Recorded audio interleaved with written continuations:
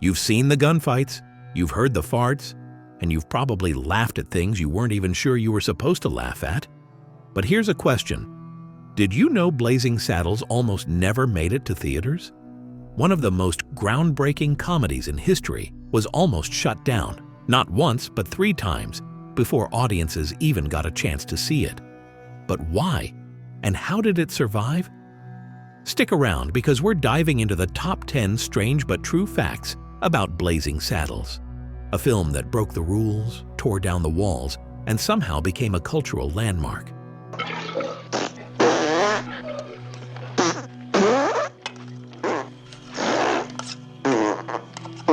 Mel Brooks had to fight to keep the campfire scene. You've heard it, you've laughed at it, maybe you even rewound it. But the now famous bean-fueled campfire scene, where cowboys let loose in symphonic flatulence, was almost cut entirely. Why? Studio executives said it was disgusting, juvenile, and in poor taste. Mel Brooks countered, "That's the point."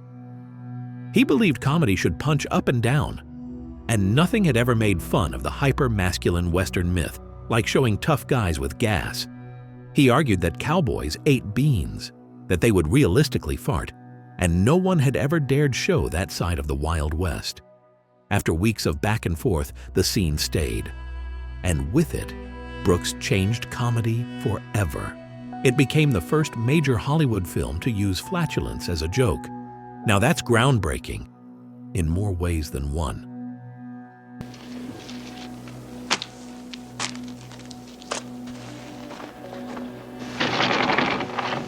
Richard Pryor was supposed to play the lead. When you watch Cleavon Little's brilliant performance as Sheriff Bart, it's easy to forget he wasn't the first choice. That honor belonged to none other than Richard Pryor. Not only did he co-write the screenplay, but he also helped shape Bart's voice, rhythm, and energy. So why didn't he play the role? The studio balked at his controversial stand-up routines and past drug use. They feared he was too unpredictable for a leading role. But Pryor stayed on the project. And if you listen closely, you'll notice his fingerprints on nearly every line Bart delivers. The irreverence, the bite, the timing, that's all Pryor. And Cleavon Little? He brought it to life perfectly. A strange twist of fate. One comic genius handing the torch to another.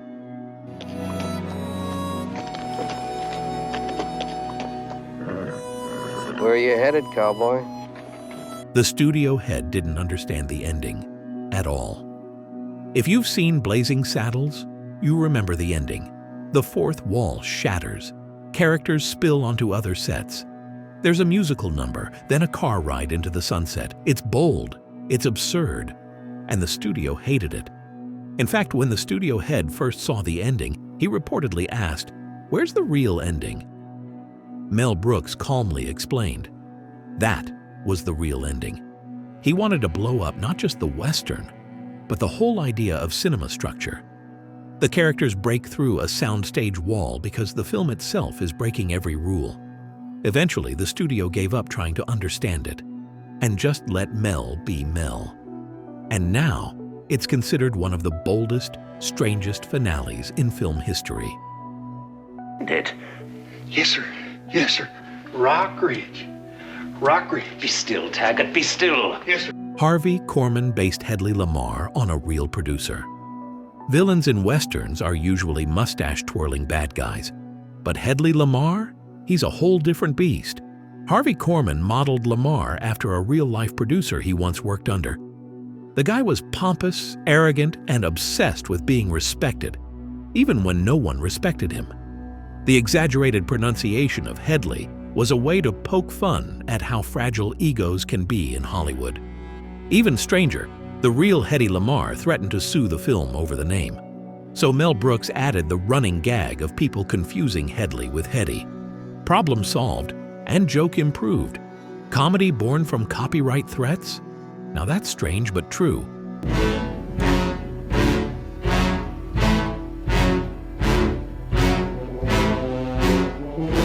Mongo's punch was real, kind of.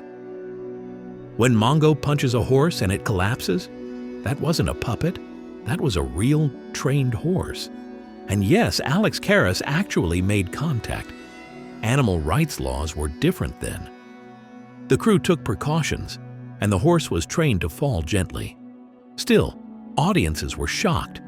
They couldn't tell if it was real, staged, or somewhere in between. The moment became infamous.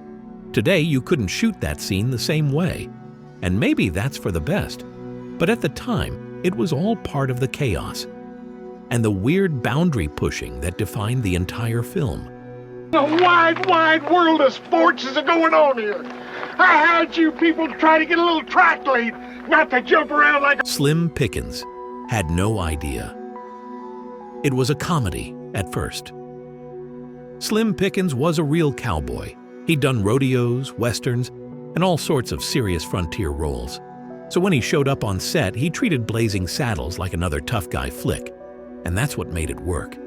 His straight-faced delivery as Taggart, while surrounded by absolute nonsense, made his performance hilarious. When someone finally told him it was a parody, he paused and said, "Well, I'll be damned." Pickens didn't need to act silly. His commitment to seriousness was the joke, and it made him one of the film's secret comedic weapons. Laws in gain! Got that? Mel Brooks played 3 roles and nearly a 4th. Mel Brooks didn't just direct Blazing Saddles, he threw himself in front of the camera in not 1, not 2, but 3 roles. Number 1, Governor Lepetamon, a bumbling political idiot. Number 2, a Native American chief who speaks fluent Yiddish. Number 3, a Hollywood director during the chaotic finale. He also almost played the Waco Kid, but scheduling and studio nerves made him step aside, and Gene Wilder stepped in to save the role. Brooks's triple threat cameo gave the film a layer of absurdity only he could deliver, because when Mel goes in, he goes all in.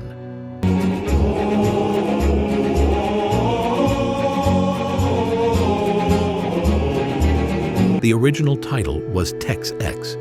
Before it was Blazing Saddles, the film had a very different name, Tex-Ex. Yes, as in a cowboy version of Malcolm X. It was Richard Pryor's idea.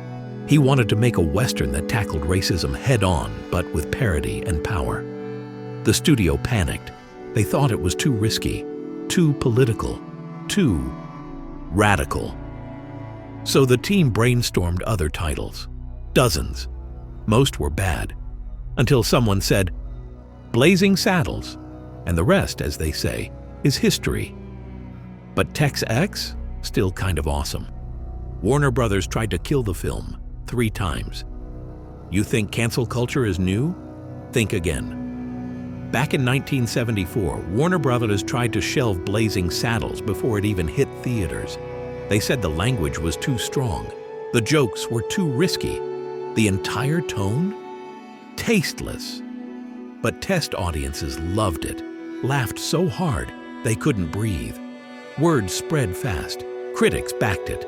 Audiences demanded it. Warner Brothers gave in. The film got a wide release. It became one of the highest-grossing comedies of all time.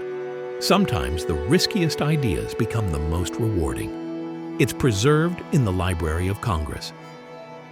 In 2006, the United States officially declared Blazing Saddles a national treasure.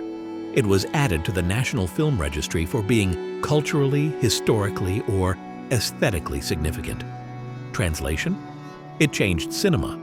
A movie that begins with bean farts and ends with a brawl in a musical soundstage is now protected by law.